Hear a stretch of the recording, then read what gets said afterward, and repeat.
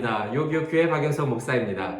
오늘 묵상할 본문은 사사기 9장 16절에서 25절까지의 말씀인데요. 오늘의 24절 한 구절을 봉독하고 함께 묵상하도록 하겠습니다. 이는 여룻바알의 아들 70명에게 저지른 포악한 일을 갚되 그들을 죽여 피 흘린 죄를 그들의 형제 아비멜렉과 아비멜렉의 손을 도와 그의 형제들을 죽이게 한 세겜 사람들에게로 돌아가게 하심이라. 어제 기드온의 첩의 아들 아비멜렉이 이스라엘의 왕권을 잡는 그런 이야기를 소개해 드렸는데요. 그는 하나님이 부르시고 하나님이 선택한 사사가 아니었음에도 불구하고 왕이 되고 싶어 했던 자로서 물불 가리지 않고 원하는 것을 얻기 위해서 자신의 형제 70명을 죽이는 끔찍한 범죄를 저지르고 말았습니다. 그리고 이 아비멜렉 뒤에는요, 자신들의 유익을 위해서 혈연과 지연 등 세속적 가치를 앞세워서 아비멜렉을 지지했던 세겜의 지도자들도 있었습니다. 이스라엘이라는 타이틀을 가진, 그러니까 하나님이 선택하신 백성이라는 타이틀을 가진 그들이었지만 그들의 선택 속에서는 전혀 하나님을 찾아볼 수가 없었습니다. 오늘은 그 살육의 현장에서 가까스로 살아남은 기드온의 막내 아들 요담이 그리심산 꼭대기에 서서 아비멜렉과 그의 무리들을 향해서 우화 하나를 소리질러 외치는데요. 그 내용을 잠깐 소개하고자 합니다. 내용은 이렇습니다.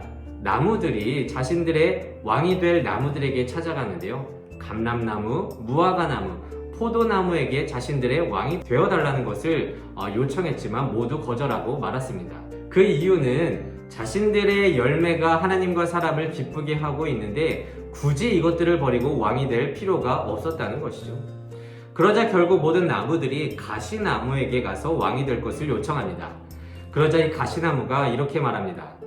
나를 왕으로 삼겠다면 내 그들 아래로 피하여 숨어야만 한다. 그렇지 않으면 이 가시더불에서 뿜어져 나오는 불에 의해서 모두 살라질 것이다. 이 우화처럼 이스라엘은요, 가시나무 때문에 모든 나무들은 불에 타는 심판을 맞이하게 될 것이다 라는 이야기였습니다. 그도 그럴 것이 3년이 지나 평화가 깨지는데요. 22절에는 이렇게 기록되어 있습니다. 아비멜렉이 이스라엘을 다스린 지 3년 만에 23절 세겜 사람들이 아비멜렉을 배반하였으니. 이 요담의 우화의 핵심은 이것입니다. 자신의 진정한 정체성을 이해한 사람들이라면 결코 멋대로 왕이 되지 않을 것이다 라는 거예요. 감람나무, 무화과나무, 포도나무는요, 이스라엘의 대표적 나무인데요. 이스라엘은 그들의 열매로 살아간다고 해도 과언이 아닌 아주 중요한 나무들입니다. 그럼에도 불구하고 그 나무들은요, 다른 나무들 위에 군림하지 않고 그 열매 자체로서 하나님께 영광됨을 기뻐하면서 살아가고자 했던 한 사람들을 상징하는 것입니다. 그러니까 이런 영광을 올려드리는 삶이 어떤 왕의 주위에서 나오는 것이 아니라 단지 감람나무 자체로 존재하는 것, 무화과 나무 자체로 존재하는 것, 포도나무 자체로 존재하는 것, 그 존재 자체로 하나님과 사람에게 영광이므로 굳이 왕이 될 필요가 없다는 것이죠. 하지만 가시나무는요, 잎이 넓지도 않아서 제대로 된 그늘을 만들 수도 없거든요. 그런데 모든 나무들 위에 군림하려고 했으며 자신의 밑으로 피하지 않으면 모두 불살라 버린다고 그렇게 엄포를 하였는데요. 이는 앞으로 아비멜렉과 그리고 이스라엘의 상황을 빗대어 말하고 있는 것입니다.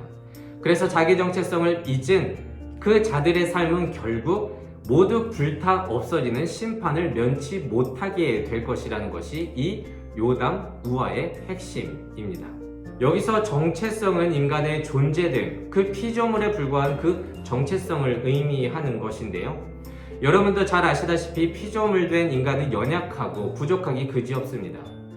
우리 인간은요, 한낮 날씨의 변화에도 감정의 기복이 심해서 요동치고 그것 때문에 예측할 수 없는 성격으로 다변하는 존재이지 않겠습니까? 또한 피조물들은 외부의 공급 없이는 절대 혼자 살아남을 수 없는 존재인데요. 예를 들어 공기와 물, 음식이 없다면 하루도 못 버티는 게 인간의 존재됨, 정체성 아니겠습니까? 그런데 아비멜렉과 그를 지지했던 세겜의 지도자들은요, 이 피조물 된 정체성을 상실했습니다. 아비멜렉은요, 마음만 먹으면 내가 왕이 될 수 있다고 생각했고요. 세겜 사람들은요, 아비멜렉을 통해 내가 내 유익을 위해서 선택만 할 수 있다면 정치적 힘을 마음대로 행사할 수 있을 것이라고 생각했습니다. 하지만 이 정체성의 상실은요, 23절 아까 읽었듯이요, 하나님이 세겜 사람들 사이에 악한 영을 보내어 세겜 사람들이 아비멜렉을 배반하게 되면서 몰락의 길을 걷게 됩니다. 악한 영을 보내었다고 해서 우리가 조금 오해하기 쉬운데요, 이 말씀의 의도는 이것입니다.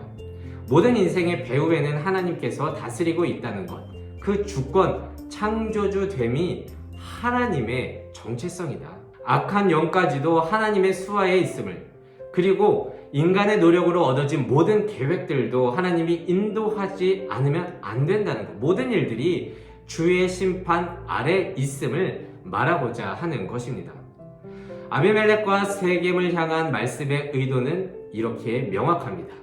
오직 피조물들은 창조주된 하나님을 기준 삼아 바라보지 않고 제멋대로 한다면 지금은 괜찮아 보일지라도 그 끝은 실패다.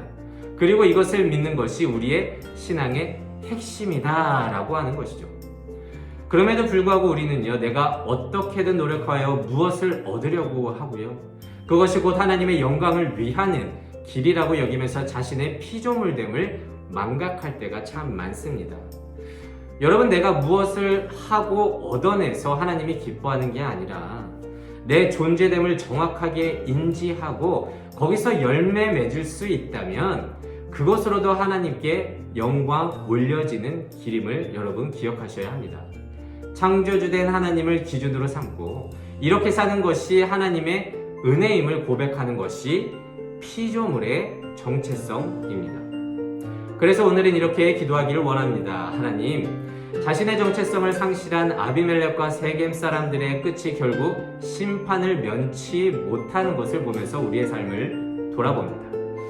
잠시의 낙을 위해 창조주 되신 하나님을 놓치는 우를 범하지 않고 오직 나의 정체성을 알고 모든 세상의 주관자, 공의로운 심판자 되시는 그 하나님을 바라보면서 이 인생을 꿋꿋이 살아내는 우리 되게 하여 주시옵소서. 오늘도 이 말씀을 묵상하면서 한날 승리하면서 살아갈 수 있는 우리 모든 청년 그리스도인 되시기를 진심으로 소망합니다. 기도하겠습니다. 이 세상의 모든 청년의 인생을 사랑하시는 하나님 감사합니다. 오늘 요담의 우화를 통해 아비멜렉과 그 세겜 사람들의 최후를 바라보며 우리의 삶을 돌아봅니다. 우리는 곧잘 피조물 된 자신의 정체성을 잊은 채 창조주처럼 행동할 때가 참 많습니다. 세속적 가치 속에 물불 안 가리고 내가 원하는 것을 얻어내며 때로는 그것이 복이라고 착각하며 살지만 내 인생의 창조주 하나님을 바라보는 피조물 된 정체성이 없다면 그 끝은 모두 실패하게 됨을 깨닫습니다. 내 정체성을 잊으면 한순간에 하나님을 놓칩니다. 우리에게 창조주 하나님, 공의로운 심판자 되신 하나님을 바라보는 믿음 허락하여 주시옵소서. 예수님의 이름으로 기도드립니다.